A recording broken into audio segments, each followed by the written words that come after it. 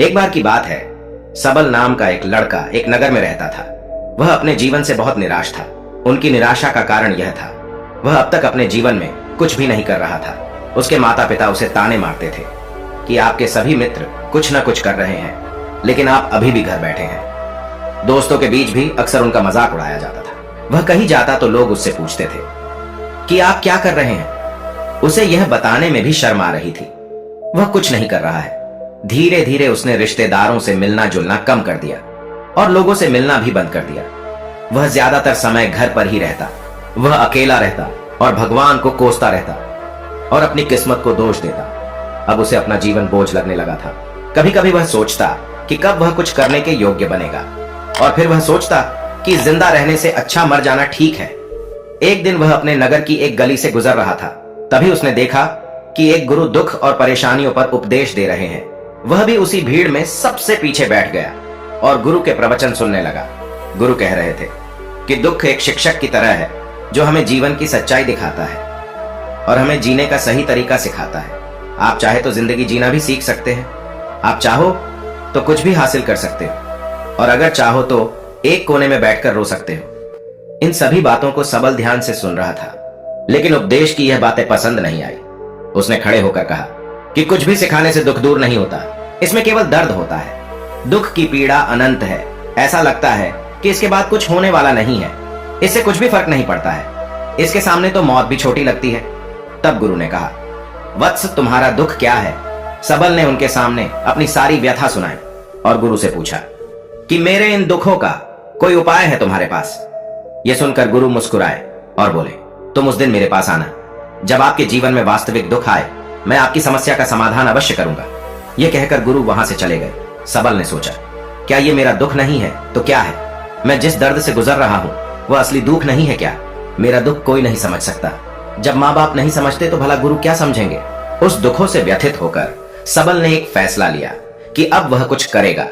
सबल ने एक छोटा व्यवसाय शुरू किया, पर उसे सफलता नहीं मिल रही थी, लेकिन उसके घर वाले खुश थे। वह कुछ कोशिश कर रहा है। वह अपने व्यवसाय में लगा रहा और धीरे धीरे उन्हें सफलता मिलने लगी। फिर उसने रफ्तार पकड़ी और केवल 3 साल के अंदर ही वह एक बड़ा बिजनेसमैन बन गया। अब सबल के आसपास ऐसे कई लोग थे जो उसकी परवाह करते थे, जो उससे प्यार करते थे। अब उनके परिवार के सदस्य भी उसकी तारीफ करते करते थकते नहीं थे। दिन ब दिन उसके मित्रों की संख्या बढ़ती जा रही थी। अब वह अपनी जिंदगी से बहुत खुश था। उनके कुछ दोस्तों ने उन्हें सलाह दी कि जब तुम एक बड़ा बिजनेसमैन बनकर बहुत खुश हो तो सोचिए आपको कितनी खुशी होगी अगर आप इस शहर और इस राज्य के सबसे बड़े बिजनेसमैन बन जाते तो कितने लोग आपसे जुड़ना चाहेंगे, आपकी कितनी बड़ी ख्याति होगी और स्वयं राजा भी आपसे दोस्ती करना चाहेंगे और जरूरत पड़ने पर आपसे पैसे भी उधार लेंगे। दोस्तों की यह बात सबल के मन में बैठ गई। अब वह और पैसे कमाने की कोशिश करने लगा, लेकिन उसे यह सब बहुत ही जल्दी चाहिए था। वह समय बर्बाद नहीं करना चाहता था। वह अधिकांश समय इन चीजों को प्राप्त करने में लगाने लगा, इसलिए वह ऐसे काम करने लगा जो सही नहीं थे। उसने पैसे उधार लेना शुरू कर दिया। उसके दोस्तों से पैसे की मात्रा और अधिक मुनाफा कमाने के लालच में वह अपने माल में मिलावट करने लगा। उसने अन्य व्यापारियों के खिलाफ भी साजिश रची और उन्हें डराया धमकाया। जैसा उसके दोस्त कहते थे वैसा ही करता था। वह इन तरीकों से ज्यादा पैसा कमा रहा था, पर अब उसके जीवन में पहले जैसा चैन नहीं था। उनके मन की शांति गायब हो गई थी और वह रात को सो नहीं पाता था।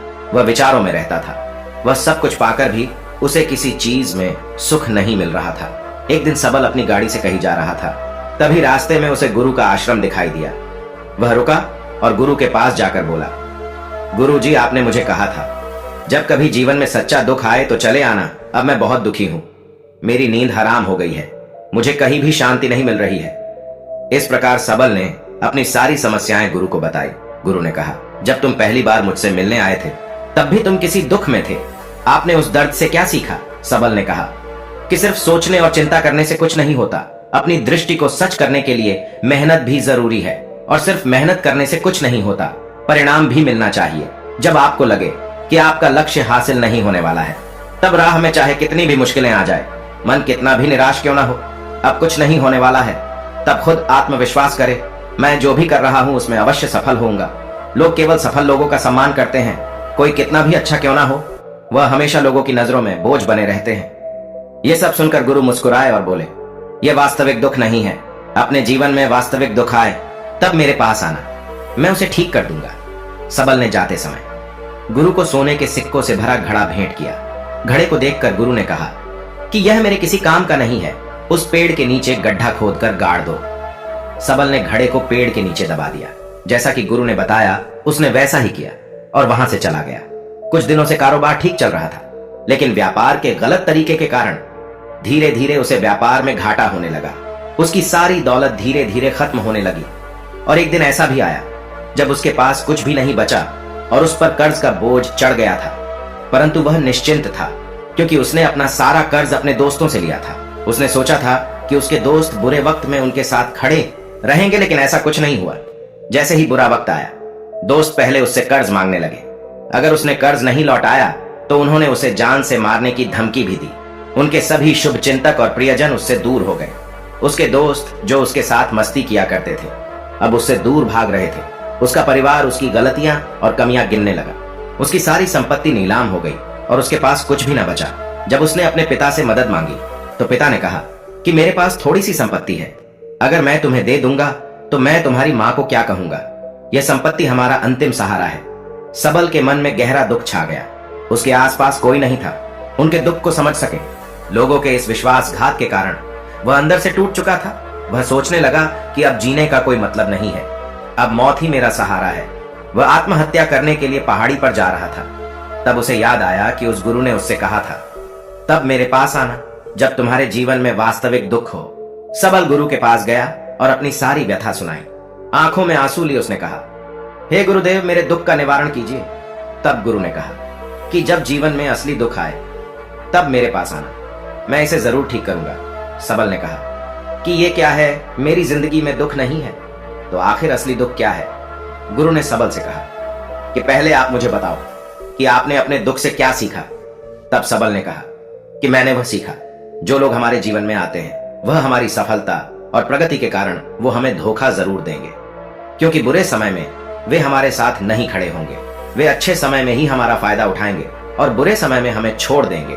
उन लोगों पर ही भरोसा करें जो हमारे बुरे समय में हमारे साथ खड़े रहते हैं। लेकिन ऐसे लोग बहुत कम होते हैं, लेकिन जिनके पास है उन्हें उनकी सराहना करनी चाहिए, उनका अपमान नहीं करना चाहिए। कभी भी किसी के खिलाफ साजिश नहीं रचनी चाहिए।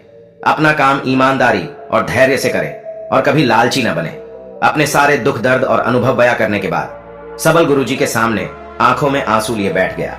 कुछ देर बाद गुरु उठे और पेड़ के नीचे गड्ढा खोदा और वो घड़ा निकाला जो सोने के सिक्कों से भरा हुआ था। उसने सबल को देकर कहा, मेरे पास तब आना जब तुम्हारे जीवन में वास्तविक दुख हो। सबल ने अपने गुरु को धन्यवाद दिया और उसे प्रणाम करके चला गया। उस पैसों से उसने एक छोटा सा व्यवसाय शुरू किया। अब वह छोटा व्यापारी बनकर भी खुश था। उसने पूरी लगन और ईमानदारी से कारोबार किया और जल्द ही वह अपने शहर का एक बड़ा व्यापारी बन गया। उसका जीवन सुख सुविधाओं से भरा हुआ था। लेकिन कोई कितना भी अच्छा क्यों ना हो, लेकिन जीवन में दुख आता है। तो सबल के जीवन में भी दुख आया। अपने माता पिता की मृत्यु हो गई। वे दोनों एक ही दिन मर गए। सबल अपने माता पिता से बहुत प्यार करता था, इसलिए उनके निधन से उन्हें गहरा सदमा लगा। अंतिम संस्कार किया गया। उसने अपने माता पिता का शव जलते हुए देखा तो उसका मन बेचैन हो उठा। उसके मन में कई सवाल उठने लगे। वह घर वापस आ गया। उसने अपने माता पिता के घर और संपत्ति को देखा, जिसके लिए उनके पिता हमेशा लड़ते रहे। आज वो खाली पड़ा है। जिन्होंने इसकी देखभाल की, इसके लिए लड़ने वाले इस दुनिया से चले गए। उसके पिता ने जो कुछ कमाया वह सब यही रह गया। एक दिन पहले तक उसके पिता मारपीट करते थे किसी के साथ उसकी संपत्ति के लिए। आज वो खुद इस दुनिया से चले गए। उसका मन ऐसे अनेक विचारों में भटक रहा था। वह अंदर से अकेला और डरा हुआ महसूस कर रहा था। वह खाली महसूस कर रहा था। उसे लगा कि कुछ तो है, परंतु वह समझ नहीं सका। इसलिए वह गुरु के पास गया। उसे देखकर गुरु ने कहा, क्या जीवन में कोई दुख है?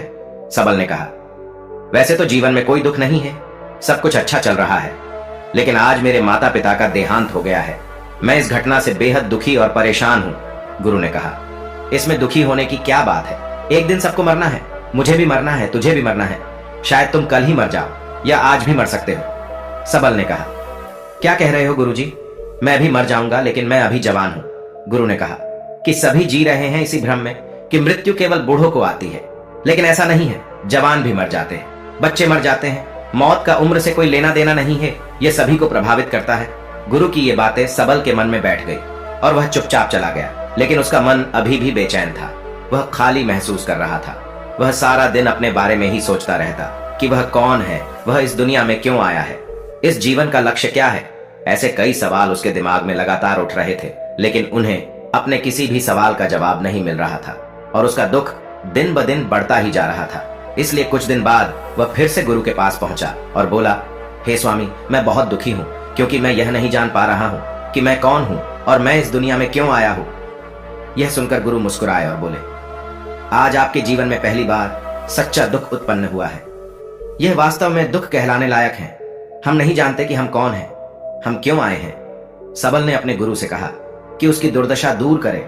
गुरु ने कहा कि हम सभी इंसान हैं, जीवन भर संग्रह करते रहते हैं। सबल ने कहा, कोई भी इंसान अपने साथ कुछ भी नहीं ले जा सकता, वह सिर्फ अकेला ही जाता है। मेरे माता पिता भी अपने साथ कुछ भी नहीं लेकर गए, धन संपत्ति वैभव सब कुछ यहां पर छोड़कर गए। गुरु ने कहा, अब मेरी बात ध्यान से सुनो। इस संसार में हमें जो संग्रह करना चाहिए वह हम नहीं करते, बल्कि चीजें हमारे सामने होती है, लेकिन हम उन्हें देखने की कोशिश नहीं करते। हमें इस दुनिया में जो कुछ भी इकट्ठा करना है वह हम खुद हैं। हमें खुद को जुटाना होगा ताकि जब हम मरे तो हम एकजुट हो सके और खुद को पहचानने में सक्षम होने के लिए हम अंदर बटे हुए हैं। हम प्यार, नफरत, गुस्सा, ईर्ष्या में बटे हुए हैं। क्रूरता, धन, स्थिति, प्रतिष्ठा, सम्मान, पहचान, धर्म, जाति, सैकड़ों हजारों ऐसी चीजों और इच्छाओं में हम विभाजित हैं और टुकड़ों में जीवन जी रहे हैं। इस विभाजन के कारण हमारी चेतना कभी एक नहीं हो सकती। हमारी चेतना व शक्ति बिखरी हुई है, इसलिए हमारे पास इतना समय नहीं है, इतनी ऊर्जा नहीं कि हम मुड़ सकते हैं और अपने भीतर देख सकते हैं। वास्तव में धन, सम्मान और सुविधाओं के अभाव को लोग दुख समझते हैं और जीवन भर के लिए इसे दुख कहकर रोते रहते हैं और समाधान खोजने का प्रयास करते रहते हैं। उन्हें अपना समाधान कभी नहीं मिलेगा, क्योंकि जिसे लोग दुख कहते हैं वह वास्तविक दुख नहीं है। यह सिर्फ एक आदमी की इच्छा है, उसकी इच्छा कभी पूरी नहीं होती। इसीलिए व्यक्ति को कभी उनके प्रश्नों का समाधान नहीं मिलता। इसलिए इन सब से परे यदि आप अपने दुखों का परम समाधान चाहते हैं तो सबसे पहले खुद को समेटना होगा। इस दुनिया से अपनी ऊर्जा वापस ले लो और इकट्ठा करो। अपने आप पर ध्यान केंद्रित करो, स्वयं पर ध्यान दो। अपने मृत्यु से पहले अपने आप को जानने की कोशिश करो। बिखरो मत, सबल ने कहा। गुरुजी, क्या हम इस संसार को छोड़ दें? हमारी सभी इच्छाओं को मार देना चाहिए। किसी से प्रेम नहीं करना चाहिए, धन संग्रह नहीं करना चाहिए, सम्मान की आशा छोड़ देनी चाहिए। गुरु ने कहा कि भावनाओं और इच्छाओं से ऐसे बिखरे हुए मनुष्य में से बाहर निकल आओ, जैसे कोई पत्थर पहाड़ से अलग होकर गिरे तो जिस पर पर्वत का कोई कंट्रोल नहीं होता, सिवाय देखने या परेशान होना और कुछ खोना। ठीक वैसे ही बिखरे हुए मनुष्य की इच्छाएं बेकाबू और दर्दनाक है। उसका अनियंत्रित मन इच्छा करता रहता है और कल्पना करता रहता है और यह दुख देता है। लेकिन जब एक व्यक्ति अपने मन को एकत्र करता है तो वह जो कुछ भी करता है वह उसके नियंत्रण में होता है। फिर उसकी इच्छा से इच्छाएं भी उत्पन्न होती है। फिर सबल ने कहा कि आपने मेरे असली दुख का समाधान कर दिया। आपका बहुत बहुत धन्यवाद। अब से मैं खुद को समेटने और खुद को तलाशने की कोशिश करूंगा। गुरु ने कहा कि मानव शरीर में बहुत ऊर्जा और शक्ति है, लेकिन यह फालतू के कामों में बटा हुआ है, बेकार की बातों में लगा हुआ है। यह एक बहुत ही शक्तिशाली मशीन की तरह है और वह बिना सोचे समझे अपनी शक्ति बर्बाद कर रहा है और बिना किसी नियंत्रण के। इसीलिए इस शक्ति पर ध्यान दे, अपनी चेतना और इसे इकट्ठा करे। सबल को अपने प्रश्नों का उत्तर मिल गया। उसने अपने गुरु का धन्यवाद किया और चुपचाप चला गया।